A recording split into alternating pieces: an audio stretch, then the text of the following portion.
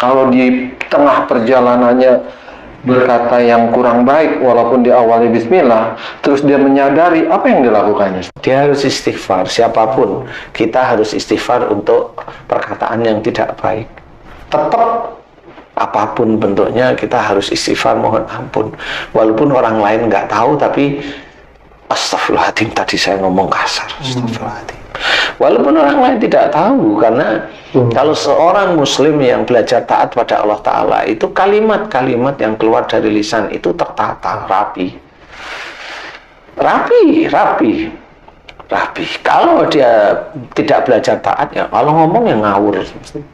Nah, kalau orang yang berkata kurang baik akan kemasukan jin, gimana orang yang mendengar yang kurang baik? Apakah masuk jin juga, Ustaz? Dia tahu pada saat mendengar omongan tidak baik itu dia menolak, insya Allah nggak masuk.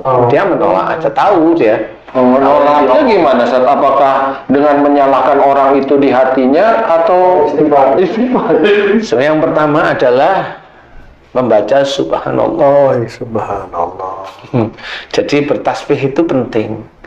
Karena memang sama seperti kalau imam itu salah, ya makmumnya yang laki-laki mengingatkan dengan subhanallah. Nah, itu sama. Kalau memang ada seorang ustadz yang salah, ya kita cukup memuji Allah, bertasbih subhanallah.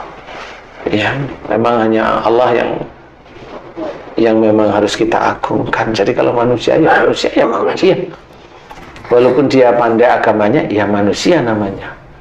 Kalau dia salah, normal. Tapi kalau terus-terusan bermenit, berjam masih ngomel aja, ini walaupun dia tahu agama, dia sebenarnya nggak tahu. Begitu. Jadi disitulah titik kelemahan manusia, khususnya yang muslim.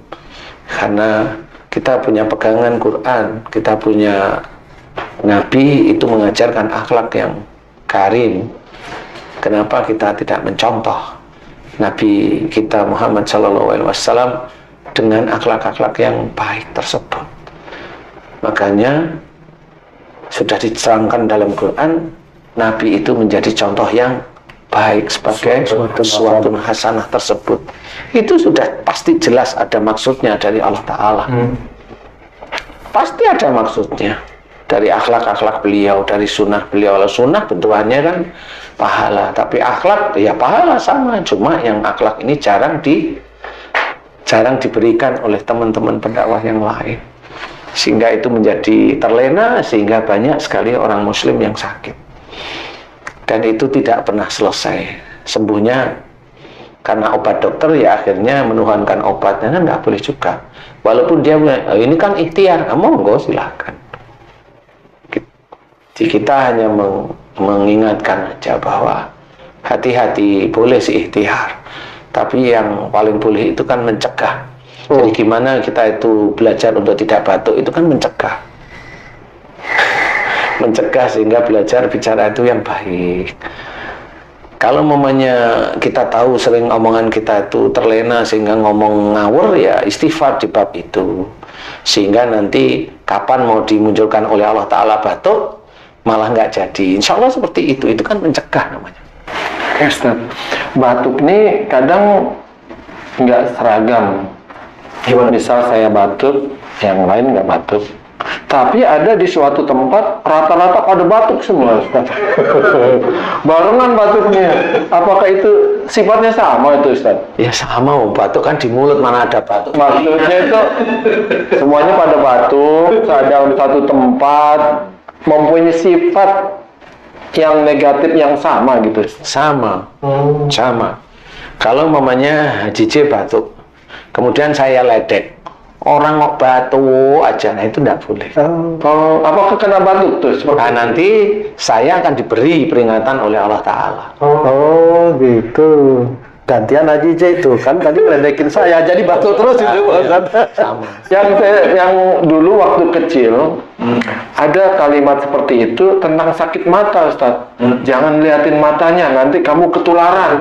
Pernah tuh dulu tuh waktu saya kecil tuh, Ustaz, ada orang sakit mata merah, jangan liatin matanya, nanti ketularan. Itu salah kaprah itu, Ustaz.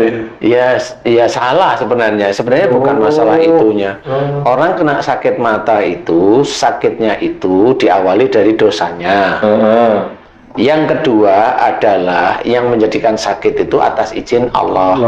Kalau orang sakit mata diejek, ya yang ejek itu pasti nanti sakit mata. Nah, disitulah sama.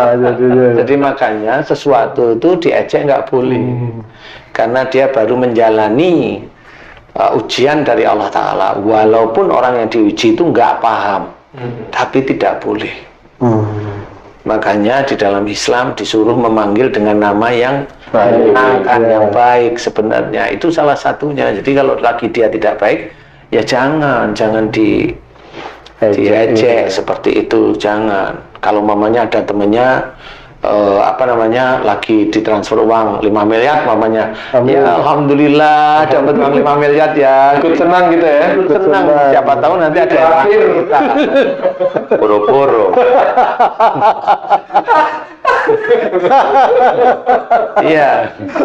Jadi kalau itu ikut seneng boleh-boleh aja. Yang penting jangan diejek. Ya, yang penting jangan diejek. Kalau maaf Pak Ustadz, kalau pileknya tadi itu dari akhlak yang mana ya Pak Ustadz? Kalau pilek itu hidung itu berhubungan dengan lingkungan dekat. Loh, kenapa lingkungan dekat? Hidung itu untuk menarik udara di sekitar kita. Itu berhubungan, pilek itu kan keluarnya lendir dari hidung. Hidung, betul. Kalau keluar lendir berarti yang di dalam itu panas. Panas. Kenapa? Seperti mesin mobil, kenapa ada air radiator dipergunakan untuk meredam panas mesin. Jadi sebenarnya secara harfiah, secara fisik, itu Allah itu punya radiator. Jadi kalau ada di daerah situ panas, keluarlah lendir. Dan itu dikatakan pilek. Ya. Nah, pilek itu memang akhirnya menjadi penyakit. Nah, orang yang sesekali pilek atau beberapa bulan selalu pilek itu biasanya berhubungan dengan sesuatu yang berhubungan dengan dekat, orang dekat, lingkungan dekat. Panas, mata itu melihat, otak ini berpikir. Jadi lingkungan 1, 2, 3, 4 seperti itu. Nah, 4 titik itu dia lakukan. Jadi dia melihat di lingkungan dekatnya, kemudian dia mikir ada kejengkelan, udah. Dan dia terus ngomel, jengkel. Nah itu nanti lama-lama dia paling hobi pilek nanti. Jadi seperti itu.